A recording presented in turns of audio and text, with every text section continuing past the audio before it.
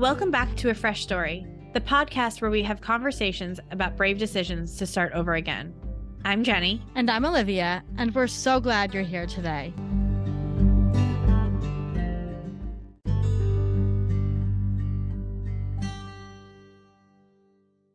Hello, sister. Hi, how are you? I'm good. I'm good. I'm good. I'm good. I'm really I'm good. having some cold Are coffee. you good? I'm good. We were preparing for this episode or for whatever, recording this stuff. And I was thinking about, for any parents out there that knows that winter is actually when you have to prepare for summer camp. Summer, yeah. It's all about hobbling together, like some sort of summer thing, especially if you're working parents that, parents that work outside. Well, everybody, because nobody wants to be home with their kids in summer. But, what can you do with your kids in summer? And I was so excited because I am signing the kids up for a musical theater camp at Variations, which is a beautiful dance studio owned by a family that we love who are students of mine. And Jenny and I went to adult dance classes there our early 20s. We took tap and jazz and the summer of 2009. We took tap and jazz. It was epic. It was an epic summer. We spent a lot of time in Bayville hanging out with Lisa, and we talked about that on the Valentine's Day episode. Yeah, we were dating. I was newly single. I was on newly online. Single. I was online dating things. Yeah. We hung out a lot with our friend JR. Shout out to JR. Talk about dance for a second. Well, dance. Yeah. We would go to dance class like 4 times a week or something. Yeah, we were in the best shape of our lives. Actually, I don't know if that's true, but for me, we're dancing all the time. You loved tap. You loved I did. tap. I still love tap. I got to get back there. And it was such a positive place for us. I'm not good at starting things. I'm not good at learning. I don't like it. I want to be perfect at everything the first time I do it. But Variations was such a warm environment. And we felt so safe there. And speaking of dancing, so today's guest is somebody that we both, again, I feel like we come across these people independently and then we'll show each other the TikToks and then we're like, to be fair, it was hard to avoid Megan Bowen for a moment on TikTok, TikTok. Like she was everywhere. Megan Bowen is an amazing dancer, but there's so much more to Megan, which we got into in this episode. And we talked so much about the power of dance and the empowerment of dance. And also like the business of dance. And, something that Jenny is especially obsessed with is like the behind the scenes of a lot of the business world, like the world the careers of like, we don't talk entertainment. about. Like, right. The careers we don't talk about. We all know kind of what it means to be a lawyer or not that or a doctor. A doctor, right. But we don't know what the day-to-day life looks like when somebody decides to be a professional dancer. And the fact that you can decide to be a professional dancer and there are jobs out there. It's not just, the she cast had a of major pivot during the pandemic and she's a real businesswoman. And she just is like a sweetheart and we became friendly and like we're so happy that we met her. But we hope you enjoyed the episode with Megan. I think that there's a lot of wise words in here about just like life and dancing your way through life and figuring shit out. She was so wonderfully peaceful. She had a very peaceful energy. Yeah. So please enjoy the conversation with Megan Bowen and remember to rate, review, and subscribe to A Fresh Story so that we can keep telling fresh start stories.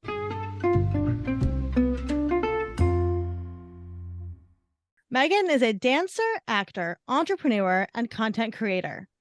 She likes to provide her audience with a balance of comedic, relatable, and entertaining content while also sharing stories about her day-to-day life.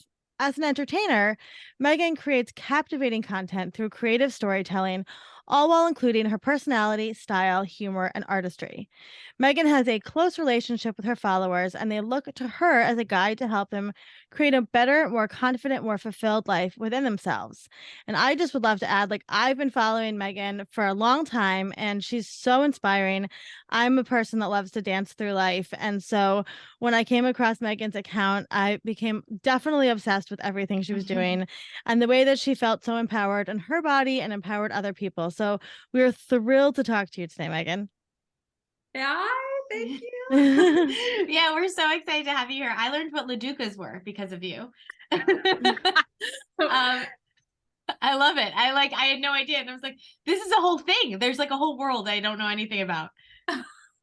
Helping everyone one LaDuca at a time. There you go. Changing the world. Changing the world. How are you today? Let's start there. Oh, I'm great. Thank you both for having me. I'm excited to chat with you this morning. It's good. I mean, I've been starting this new morning routine journey where I'm trying to get up at 5:30 each day. So I used to be a big morning person before the pandemic when I was working my service job. So I was up at like 4:30 every day, and pandemic happens, you know.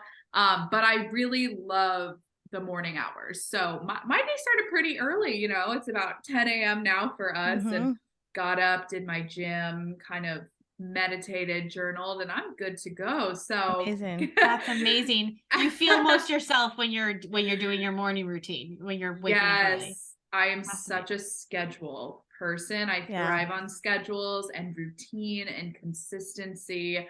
And when that's thrown off, that's when I get a little like, you know, I relate. That does track with being like a professional dancer too, right? Like I'm sure you had to go to a lot of classes and the consistency of all of that growing up. Yeah, and I just find the way my brain works is kind of, if I have one task, I have to focus on that, give that my attention, and then move on to the next. I can't do a million things at once anymore. My best work comes there. So consistency, morning routine. How are you both? Though? We're good. We're so happy to talk to you. Yes, we're so happy to have you here. We started our morning off by going to the deli and grabbing like half and halves and coffee and stuff like that, which is unusual for us. It's a little treat. But why don't you take us back to the beginning of your Fresh Starts journey?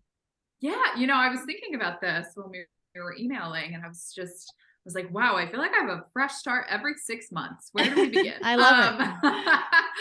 I am a person that believes in constantly evolving who you are and redefining what you want that to be. I don't think you should ever stick to one box or one niche or one thing that just like limits you and everything that you want to achieve. So I really think one of my fresh starts that I can think of was the journey of moving from California. I graduated college in 2016 and moving across to New York City. I feel like what better fresh start than that, right? You're going just from post grad, not knowing what the world is going to be. You think you have an idea of what you want to do, so you move to the big city. Oh my gosh. I had like 2 suitcases and a duffel bag, and I rented the apartment over FaceTime, sublet it, and I was like, I hope it works. I hope it's there when I show up. And that was really the journey to what I look at this like chapter of my life post grad to kind of now, oh my gosh, how many years later? 16, 17, 18, 19, 20, 21. Yeah, like 6, Meanwhile, I'm like, later. oh my God, you graduated in 2016. Like I graduated in 2009, which now I'm saying that doesn't sound like that much earlier, but that I think it's 2016 still. So I love 2016. Okay. Great year in general. Like the music was great. Vibes were really good. It was a good year. Yeah. We thought that Hillary was going to win. It was all very exciting. It was all exciting. And then, 2020. No. But yeah, that's kind of the start of my fresh. Yeah. So New York City is like the city of fresh starts, right? Like it truly is. Yeah. What were you studying, and what was the impetus for you to come to New York City? Like, what was that? Yeah, in college, I've been a dancer my entire life. I've been dancing since I was 3 years old, and I did some musical theater growing up. I did a few musicals, but my main focus was dance, competition dance team in high school. And in college, I got 2 BFAs. One is in dance performance and the other is in dance choreography. So I've always been in the arts, specifically in the form of dance and dance creation. And around my junior year of college, I started blending into the musical theater drama department again. I refound my love for that form of dancing and storytelling and singing and acting. So my initial goal moving to New York was to do Broadway, national tours, regional work. New York is really the hub of the audition center out here. It's either, as a dancer, you choose LA or you choose New York. I'm from California, didn't vibe with LA. So I wanted to do New York City. And that's what brought me out here in the beginning. I have two things to say. One is I want to know where that first apartment was. But before I ask that question, Megan did one of the funniest things that I've ever seen on the internet, which is she committed really hard to this bit, which was that she was going to be cast as the next Fanny Bryce in Funny Girl. We bow down to you, Megan. And Olivia and I were like, we spent days. Like first we were like, is it real? And then we're like, this is genius. Like this is genius. Like you just committed to it. You were dry. It was amazing. It was so brilliant. And I just wanted to give you props for that because it was so funny. And it was like, we all know that girl that like does that. You know what I mean? In a very like honest and like authentic way. And so it was amazing. And I just want to give you major props for that.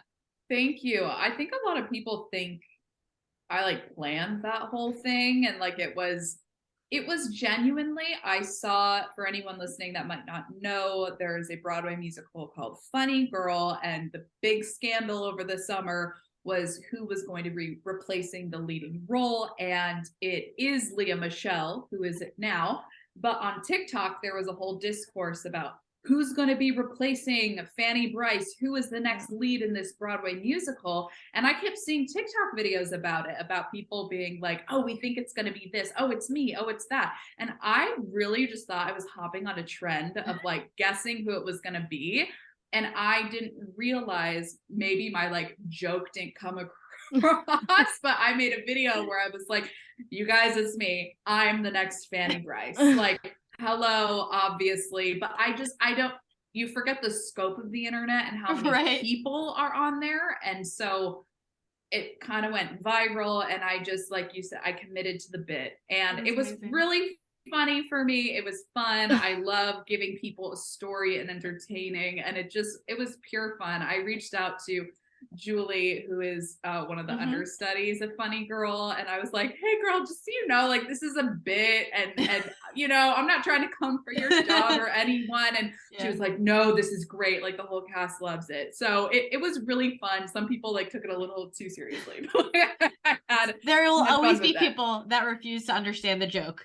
But but you know why I love that though? I love that bit because it's not really a bit, right? Like let's take it back for a second. Like, you know, manifestation wise, like you were basically like, no, first of all, you could do the role. We all believed it. We believed it. We believed it. And that's the thing. We why would we doubt it? Like we've been watching, and for those of you that don't know the show, Fanny Bryce is supposed to be a woman with curves who's this beautiful figure, right? Right. And part of your platform that I want to talk about is empowering women and dancers to love their bodies no matter what size they are and dance. And so of course we all believed it. Like why would we not believe it? Like so I love the that training. Like we've watched you dance. Like so so you came to New York and then like wait, I want to know where that apartment is first.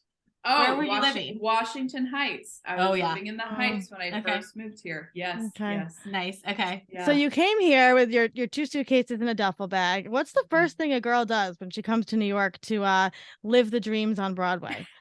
Good question. Wow. The first night I was here, I went out with a friend, drank a little too much, got McDonald's. I think it's on like 164th or 5th and Broadway. There's McDonald's in the Heights up there.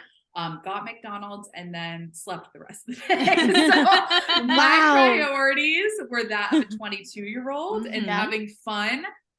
For me, though, I really had to get my grounding and my footing in the city. Of course, you know, I moved in October. I knew audition season wasn't really going to start up again until the next February of like the following year.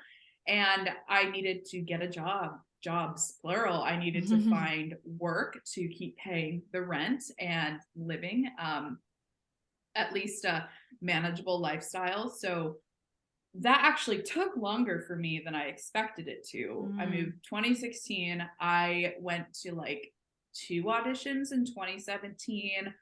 2018, I went to a little more. And then 2019, I finally was stable enough to be able to audition and go to all the things I wanted to. And that's when I started booking work in the audition scene, had my first contracts, like all of that stuff. But it took me a solid 2 years to find my footing out here. It was really difficult. I don't have family out here, so it was just me. Like, all my family's on the West Coast. That was a really hard adjustment. Finding a job that can pay you a little more than minimum wage. At one point, I had 6 jobs. Like right before the pandemic, I was working at 6 different places. Wow. You know, that can also accommodate an audition schedule and also allow you to maintain your craft and take dance class and do all the things. So it took me what I thought was longer than normal to adjust to New York City. Now looking back, I think it was a perfectly normal amount of time. Right. You at least need a year to adjust in any new situation or place that you move to. So yeah, that was my main priority after I got a little partying out of my system. So it was How just did like, you, how did you just like keep the faith and like keep that dream alive? Because I think for a lot of 22-year-olds, I think for me, I would have been like, well, I can't make the money. I can't go to auditions. That's what I'm here for. I think I would have given up, but you really like figured it out. It took She you a commits to long a bit. time. She commits to a bit. I commit. It's true. I do commit. I have to give a lot of gratitude to my parents. They are like my rocks. They have always, since I was a kid, just been like, you can do anything that you want. We support you, even if it wasn't like financially that they could. I believe so much in emotional support and like having a foundation and a system at home. And I was very privileged and lucky to have that from them. So it's a lot of words of encouragement and affirmation through my entire life that my parents were like relentlessly driving that into us as kids. So in my head, it was never a question. I was always like, I'm going to make it. It looks different than what I thought it was going to look right now, but I never doubted that I wasn't going to get what I wanted, which might seem crazy to some people, but I have always just believed in myself to delusion at some point, but like, but you, if you don't believe in yourself, no one will. You know, you have to. That's what kept me. 100%, Megan. I always say that. I always bet on me and I never lose. Right. And when you can follow your intuition, you never fail. Yes. And you know, I was just thinking about this today because we have a lot of big projects in the works and I tend to think really big. And you know, I was thinking like, I'm never disappointed when things don't work out because it's just they weren't supposed to work out that way, right? There's another way for them. Like I was really gut checking. Do I ever get disappointed when things don't work out? Not really, because it's just another thing I'm supposed to do, right? So it's just interesting. So take us a little bit into what you do now in your career because you are multifaceted in everything you do. And then also I'd love to know, I feel like the audition world is so not talked about if you're not in the world of the audition world. And maybe in every audition is like a fresh start. So, you know, tell us a little bit about what that is like too. Yeah. So I'll start with the auditions. Before the pandemic, it was a very different time. I mean, in New York City, at least for musical theater, Broadway, that sort of realm of auditions, you would get up at the crack of dawn. Like, I mean, I was up at 4 a.m., go to the audition studios in New York City. There's a couple buildings that are like the audition hubs out here. So you would go there, you would stand outside in line at 5 a.m. to write your name on a list, which would put you like in the order of which you would audition later. And, you know, I would spend my days from 5 a.m. to about 2 p.m. every day going to these studios and auditioning and just kind of waiting around. So that was the audition scene, but it was in person. And that is like the biggest thing that I remember from it. Theater specifically, like, especially, is such a personal art form. Like you're on a stage, you're watching it. It's not TV and it's not film. And so that connection in the audition room is something that I missed so much when the pandemic did happen. When the pandemic happened, everything, like everyone transitioned over to Zoom and virtual auditions. But, you know, for 2 years, the industry was knocked. Like there was no work. So you weren't auditioning. What did you do? Anything. What were you doing? Oh, I pivoted my life. When the pandemic hit, I lost all my work. As I mentioned, I had about 6 jobs. And it was all service, like teaching fitness, teaching kids classes, dance. You know, I couldn't take that remote. And so it took me about a week. One thing about myself is I pivot really fast. Like if something doesn't work, I don't dwell on it. I'm just like, great, what's the next thing? What's the next idea?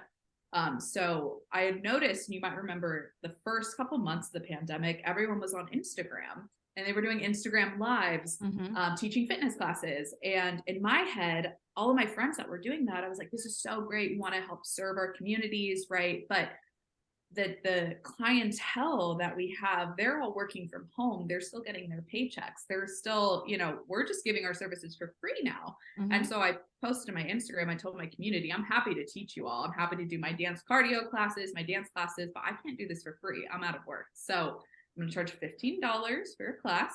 And if you want to sign up, you can take it from me and we'll do it. And I had 46 people sign up for my first class. They all paid for it. And I was just, my brain was like, whoa, I'm dealing with money. There's taxes. I want a business. And by March 30th of 2020, I formed my LLC. Wow, girl. You work That's fast. amazing. I like it. I work fast. I mean, I still have to pay rent, you know? Yeah. Yeah. Oh yeah. No, the LLC formation, like most people, yeah. it takes them a while to figure that stuff out. And then they end up getting screwed, right? In the end, like financially. So it's luckily amazing. my grandma's an accountant. So I knew eventually I was dealing with money and I didn't want to have the consequences of not. And so I just took all the money that I made initially and poured it into the LLC. So what's your business name? It's called Dance from Home. Dance from Home. I've seen the sweatshirt. Yeah. The sweatshirts, the merch, but that was my main focus and what kept me going for a very long time when I couldn't audition, I couldn't dance, I couldn't perform. It was really hard. And it's fun. I don't remember too much because I was just so involved in building the business and the brand. I distracted myself from not being able to do what I loved. I mean, everything that I had trained my whole life for was ripped away.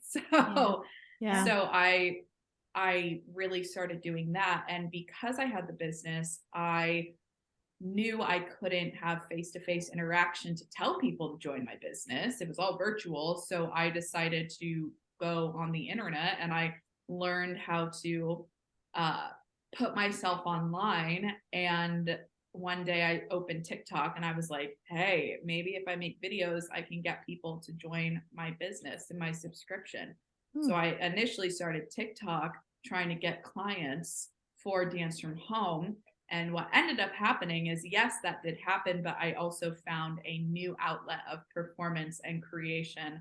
And creating content for me just became this new passion that I never in a million years dreamed that I thought I would be doing. I never wanted, in the back of my head, I loved YouTube in 2013, like makeup influencers. I would watch all that stuff. I thought that was cool, but I never thought that would be an option for me. So that and my business became a huge focus and another fresh start, you can say.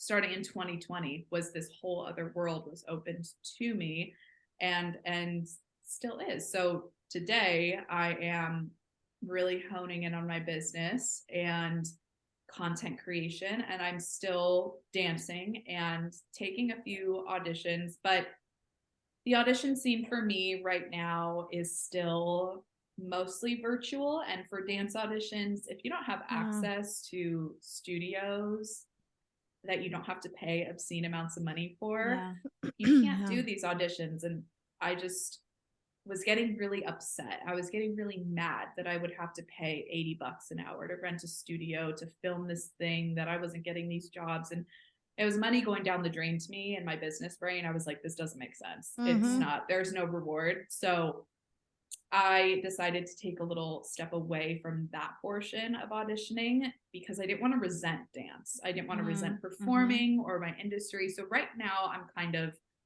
really leaning into what makes me happy and what feels good. And auditions, when I'm like ready and able to be in the room with people, then 100% I'm there. But that's kind of where I'm at. I remember you were having that conversation online about the audition rooms because, again, for somebody that's outside of this world, Olivia and I are always fascinated by like other worlds we don't inhabit. And so when you were saying it's kind of bullshit that you expect us to self tape, and in order to self tape, we have to rent a room, but you're not willing to block out and pay for a block of rooms so that we can go self tape it, in this very particular way, it's a gate kept system for people that somehow have money to like Right. throw $800 a week at auditions that they're not going to get. Yeah. And I was fascinated by that because it's not anything, there are these, it's a world, and we tell little girls you can be a dancer, and we don't tell them what that means. We don't tell them the actual, like, what the business of that looks like. And so for me to get this view into what it means to be a dancer, what the everyday looks like, what the pragmatic like steps look like, I'm fascinated by that. And I remember that conversation. There is an inequity there that like Mhm. is inherent in the system that wasn't there pre-pandemic in the same way, right? Yeah, I would say that there has been an inequity Of always in the industry, course, just yeah. because, even training, accessibility, the Of more course, yeah. you're able to train at better conventions or Right. summer programs or anything, that will always put you ahead of people that can't. Mm-hmm. But yeah, especially in the pandemic, there all of a sudden became this huge barrier to entry.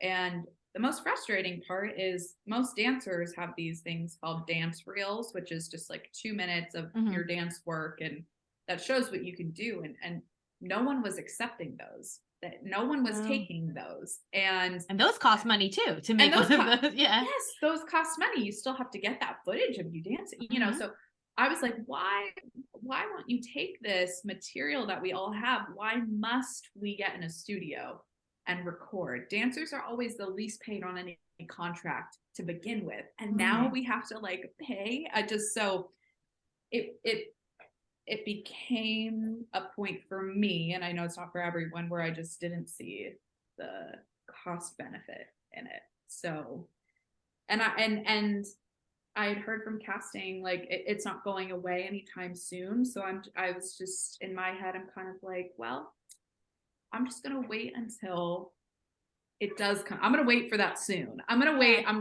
Right. I'm gonna wait it out. Yeah. So what are you doing now with the Dance from Home program? So in January, I relaunched, and it is a online dance fitness subscription platform, Amazing. $24.99 a month. That was one of my Wow. goals, was to make it as accessible as Very I sweet. can to as many people. I know fitness is definitely, especially in a recession, one of the things that we take out of our routines. And Mhm. I believe in the power of movement and just getting any sort of exercise. I think it's so valuable. Any moment in time where you can get off your phone, get off social media, and just Yeah. connect with your body. I am a big believer that that enhances your life. So Mhm. I wanted to create my program to enhance other people's weekly, daily routines and lives. So on my program, on my website platform, I have a range of dance cardio classes, of beginner friendly dance choreography classes. I have fitness classes that range from upper body, lower body, full body workouts. So it's a really big platform. And in January, I've been doing a 31-day challenge. So I've just been releasing new videos every single day. And I've Wow. just been Wow. pumping out, recording, editing, pumping out content to the platform for everyone, and just growing that. That's That's amazing. amazing. You are Congratulations. I was gonna say Thank you you. are really an entrepreneur. Mhm. Yes. That's 1000%. Yeah. that's Yeah. that's what Good, I you know feel. it. I mean, yeah, I mean, Yeah. you really are, and like you are our favorite type of human because I feel like you walk in. We do this a lot. We walk into this like metaphorical space in the world, and we're like, huh, there's an inequity here. This is not right. Something's not working. Mhm. I'm gonna change this. Right. I'm gonna offer this in a more accessible way to everybody. And I would love to hear your thoughts more about there's people that are like, I'm not a good dancer, I can't dance, or I'm not thin enough to dance, right? All of these things. Um, What would you say to those people? Or like how, I know so much of what you have done on your platform is show off your beautiful body that's strong and amazing and how you can do all these things dancing, and I watch you and I'm like, I could never leap like that. It's And amazing. and you have a very beautiful but a woman's body. Like and Mhm. so how did that have you gotten ever like pushback on that, or like, how does that came across in terms of your mission to empower people through dance? Yeah, I think the most honest thing I can do is just show up as myself. Yeah. And I'm at this point in my life right now where I don't even really like talking about my body anymore. It's become such a conversation Mm. from my viewers on me, put Yeah. on me, and a conversation for people in the comments. And because that was happening at a time in my life where my body was changing a lot, I thought I had to comment on it and make Mm, content to comfort everyone with their mm, changing bodies and what they wanted. And I was just trying, it does, I think, tie to that entrepreneurial, like, let me fix the problem sort of thing. But it became a little too much for me, where I was Yeah. felt like I was only limited to what my body was, and that's mm. all Mhm. people valued and that's all people saw because it's all people were commenting. And honestly, right now I'm tired of talking about Yeah, it. I hear Fair. I'm you. over I it. hear So I'm you. over fair. it. So So fair. Yeah. I'm like, okay, whatever, move on. Right. We Yeah. all have bodies. Mine's gonna Right. change, yours is gonna Yeah. change, it's gonna evolve. And so I think right now the most empowering thing, and what I'm hoping to show people now in 2023, is that it doesn't even have to be a conversation. You can just exist and Mhm. you can thrive in your field, and you can be confident and have a voice and know your value and have an opinion and do all these amazing things without even once acknowledging your Right. body.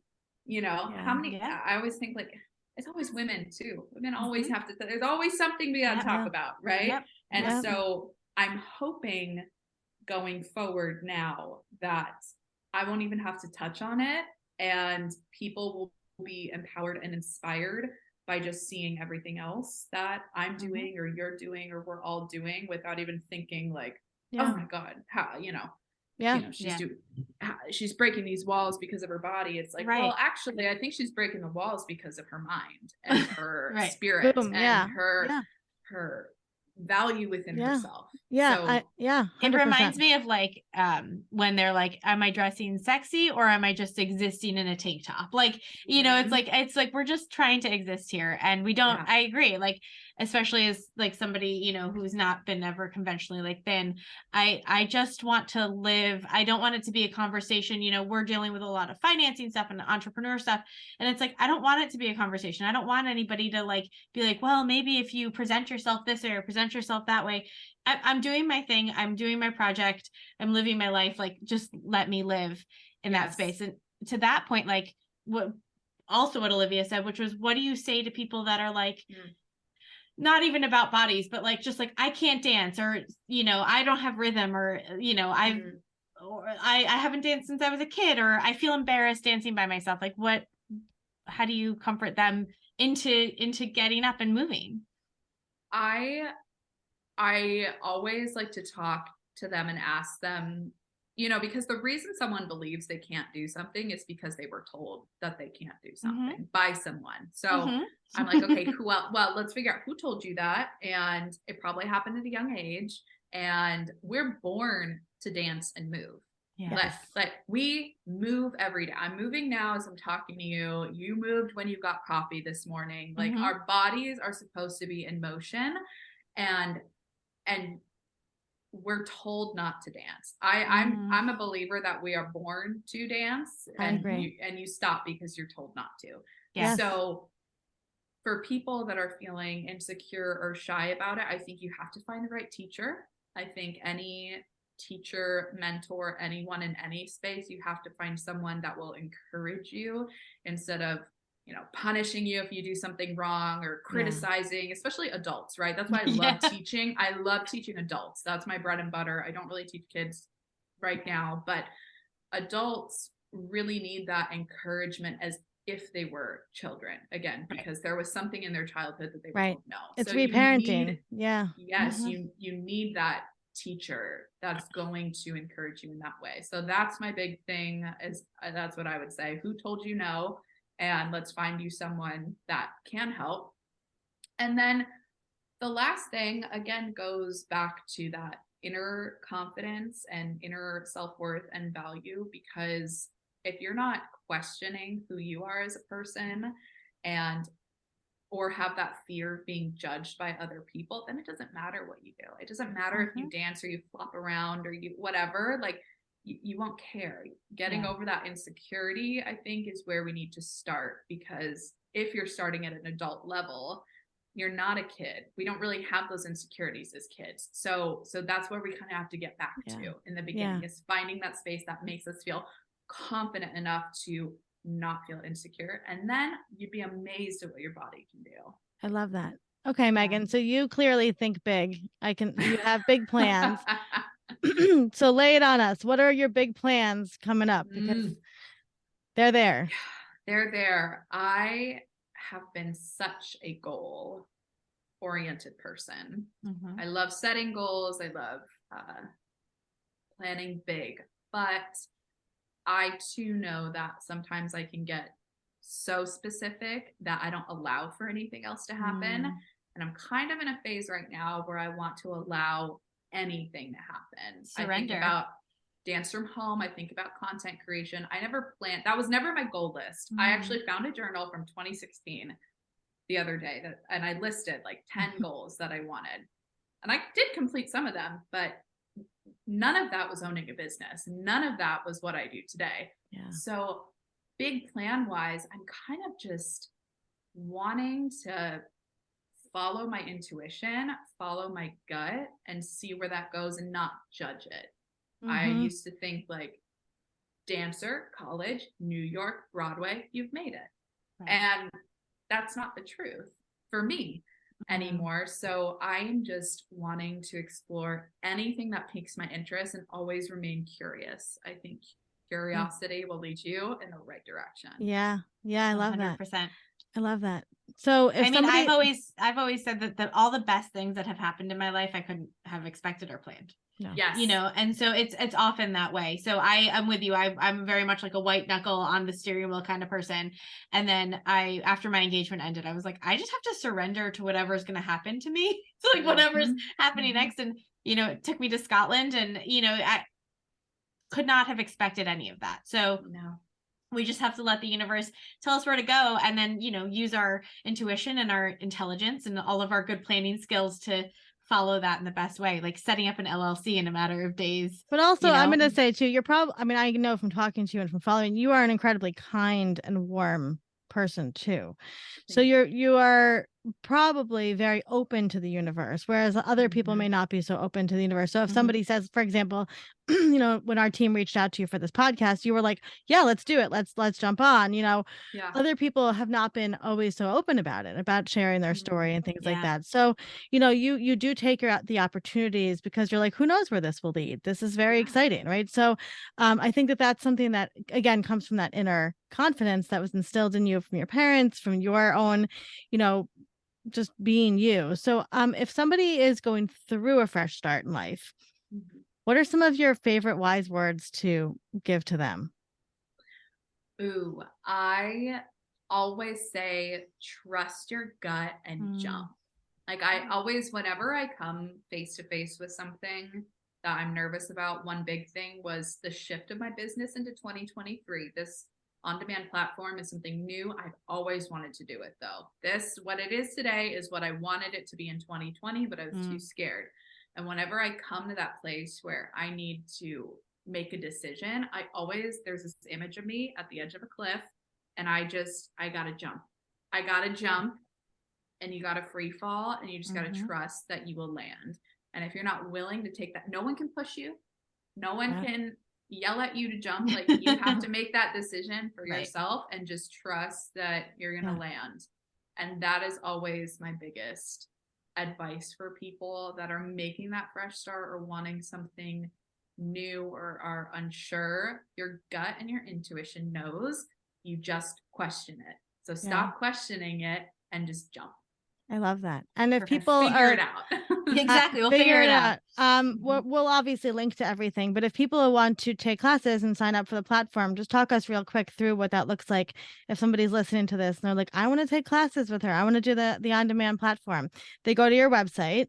Yes, dancefromhome.co. Everything is on Vimeo. So if you happen to be on Vimeo, you can also search Dance From Home. Everything is linked on my Instagram, my social media accounts. It is at Megan Bowen with 2 underscores at the end. My business is linked in my bio, and my business landing page, Instagram page, is at Dance From Home with an underscore at the end. So you can go there, stay connected, sign up. I have a 7-day free trial. So amazing. Feel free to take advantage. I love that. We're going to link everything and in the blog post and the show notes, so people can definitely go check it out. And now our favorite question. What was the last thing you ate and truly loved? Oh, yes. Okay. So this happened last Friday. Being from California, I'm from Southern California. So I'm exposed to really great Mexican food constantly. And moving to New York City, it doesn't exist here to the way that I know it in Southern California. But I did have this burrito called Electric Burrito. I believe it's on the Lower East Side, and it came pretty close. It was not 100, but it reminded me of home. They did the beans correctly. The tortilla was good, like the rice, and it was it's huge. It's like the size of your face. So that's the last like really great thing that I ate, and I would recommend giving it a try if you are, especially from California, living in New York, trying to find that good burrito, or anyone that's coming here. Yeah, we'll have to come into the city and come eat one with you. Yes. Go have some lunch. Megan, thank you for chatting with us today and taking the time. And we're so excited to see everything you're doing. And just, I too believe that everybody is born to dance. And, I am somebody that danced and then didn't dance, and getting back into dancing has been so transformative for my soul and my spirit. And so I just love the mission you're on in life to have this. I just see you as like this line leader, and you're like, let's go guys, we're dancing. And like, I just love that. I just am so, we're proud of you and your journey, and we've been watching you for so many years, and we're just literally just so excited to see what you come up with next. So keep up the amazing work. Thank you so much. Thank you both for having me.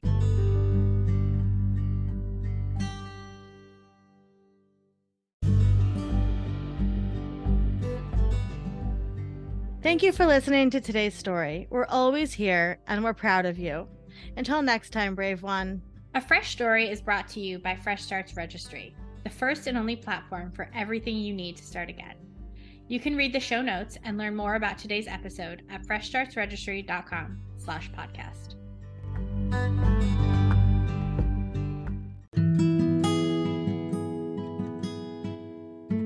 As always, we want to remind our listeners that while we strive to provide accurate and helpful information, we are not medical doctors or mental health professionals. We want to remind you all that the information shared in this podcast is not a substitute for professional advice. We highly recommend consulting a qualified healthcare or mental health professional for any concerns or questions you may have. Remember, we are a podcast, but we are not licensed medical professionals. Always consult with your healthcare provider for any medical decisions.